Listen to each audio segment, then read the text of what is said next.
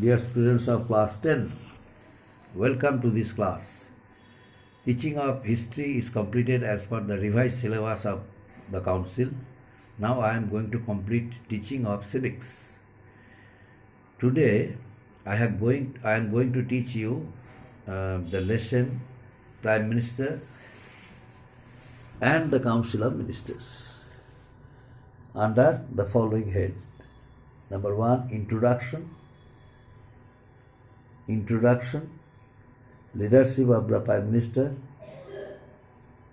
then control of Parliament over the executive, President as the nominal head of the government, coordination between the Prime Minister and coordination between ministers and Parliament. The first point, introduction. What is this? Introduction. The Prime Minister and his Council of Ministers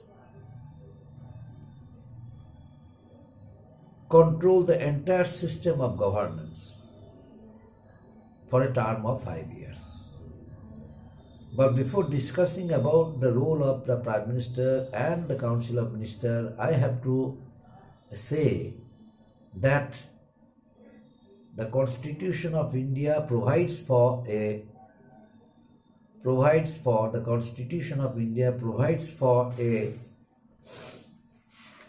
parliamentary form of government both at the center and in the states. The President is the nominal head of the country. The President is the nominal executive, but the real executive powers are exercised by whom? Exercised by the Council of Ministers headed by the Prime Minister. This is the essence of the cabinet system. This point you have to keep it in your mind. Under Article 74 of the Constitution of India, the President is the nominal head of the country. The President cannot exercise all powers independently, but the President has to depend on the decision of the Prime Minister as well as Council of Ministers. Under the guidelines of under the consent of the Prime Minister, under the consent of the Council of Ministers, the President can work. And this system is done under Article number 74 of the Constitution of India. You know, the total number of ministers, including the Prime Minister and the Council of Ministers, shall not exceed 15% of the total strength of the Lok Sabha. This provision was added. This provision was added to the Constitution under 91st Amendment Act of 2003. Next point. Leadership of the Prime Minister.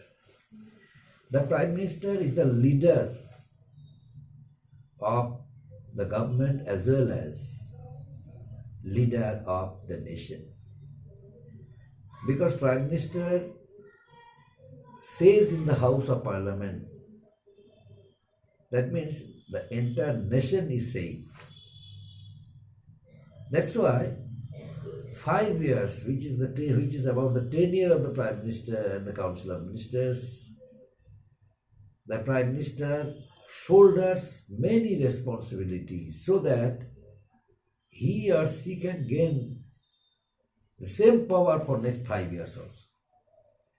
That's why the Prime Minister has to shoulder many responsibilities, and the policies, whatever he or she passes, must be a part of the growth of development for the country. Only for that reason, the Prime Minister is said the leader of the House, the leader of the nation, the leader of the government, the leader of the country. The Prime Minister, maintain a relationship between the cabinet and the President. That means, in a nutshell, we can say the Prime Minister is the link between the President and the Cabinet of Ministers or the Council of Ministers. And the President is supposed to act upon the advice of the Cabinet and the Prime Minister.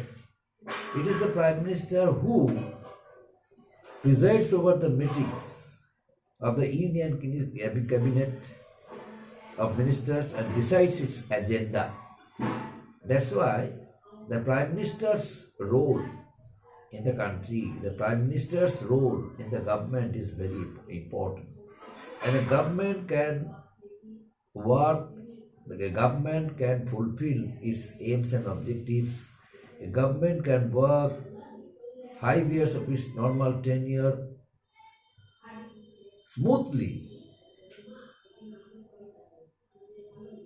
under the supervision of the Prime Minister. But it can be possible only when the Prime Minister can work effectively. The Prime Minister works steadily for the all-round development of the country. In that case, the government can complete 5 years tenure, and the Prime Minister once again can come to power and continue next 5 years also as the Prime Minister of the government, Prime Minister of the country. Next point, control of Parliament over the executive. Parliament ensures responsibility of the Cabinet to the people in general and to Parliament as whole by various measures such as vote of no confidence, such as rejection of government bills, such as voting a cut in budgetary allocations. So reduction of, another one is adjournment motions, etc., etc. So this is a system of the Constitution. The Parliament, Prime Minister control the entire system of Parliament, and the Parliament can influence over the executive. Next point, President is nominal head of the country, nominal head of the government. The President is the nominal head of the government. Even, the President is the nominal head of the government. The President is said the constitutional head of the government because the executive powers are exercised by the Cabinet, Council of Ministers. The executive powers are exercised by the Cabinet of Ministers headed by the Prime Minister. And it is the Cabinet which formulates the policies of the government and oversees their implementation. That's why it is said that the Prime Minister is the real head of the country, the Cabinet is the real head of the government, and the President is the nominal head of the government. The President is the nominal executive of the government. The next point, coordination between ministers and Parliament. Coordination between ministers and Parliament means the ministers are supposed to consult the Prime Minister before taking any decision. That's why it is said that there should be a link between the Prime Minister and the Council of Ministers. There should be coordination between the ministers and Parliament. Each and every minister is bound to face the questions of the Member of Parliament in the House of Parliament before the Speaker. That means a Member of Parliament can ask any type of question to any minister. In that case, the minister has to come to the Parliament with necessary informations. And these necessary informations are the part and parcel of the government. That is, suppose one minister fail to answer prominently of any member of the House of Parliament. In that case, the prestige of the government would be reduced in the House of Parliament in front of the Speaker. That means the entire system of the government, suppose one government is smoothly running, a government is running smoothly, but suddenly one minister failed to answer any question of any minister of any member of parliament with necessary statistics and information. In that case, that message will communicate to the country that the minister has no capability of being a minister of that very government.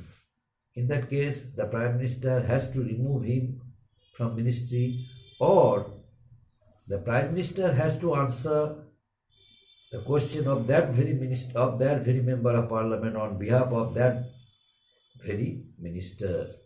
That means the Prime Minister has to protect his ministers during the crisis period. That's why it is said that the Prime Minister is a link between the President and the Cabinet. The Prime Minister is a link between the President and the Cabinet.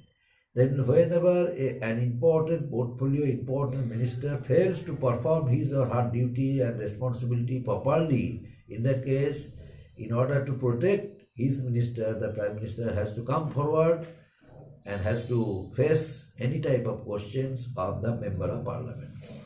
Up to this, my dear students. Thank you.